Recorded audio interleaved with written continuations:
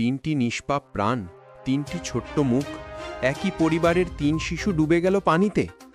এক মুহূর্তেই নিভে গেল তিনটি ঘরের আলো। কি ঘটেছিল কিশোরগঞ্জের অষ্টগ্রামে? চলুন জানি আজকের এই হৃদয় বিদারক প্রতিবেদন।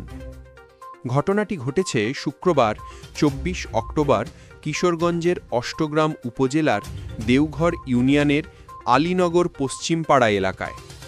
সন্ধ্যার সময় খালের পাড়ে খেলতে গিয়েছিল তিন শিশু, মাহিন ৬, নাজমুল হাসান সানিল ৫ এবং মিশকাত ৪। তিনজনেই চাচাতো ভাই, একই পরিবারের সদস্য। ফায়ার সার্ভিস ও স্থানীয় সূত্র জানায়, শিশুরা খেলতে খেলতে খালের পাড়ে যায়। এক পর্যায়ে তারা পানিতে পড়ে যায়।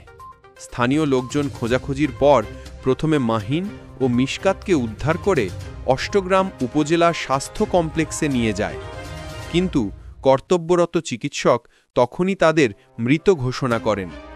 পরে ফায়ার সার্ভিস কর্মীরা তল্লাশি চালিয়ে নাজমুল হাসান সানিলের লাশও উদ্ধার করে হাসপাতালে নিয়ে যায়।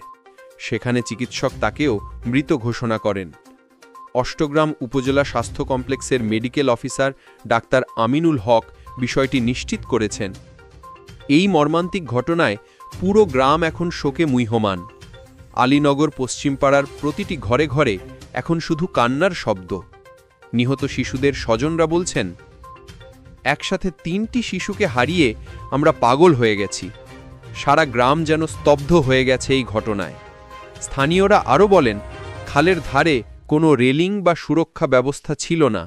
এমন দুর্ঘটনা যেন আর না ঘটে, সবাইকে এখনই সতর্ক হতে হবে।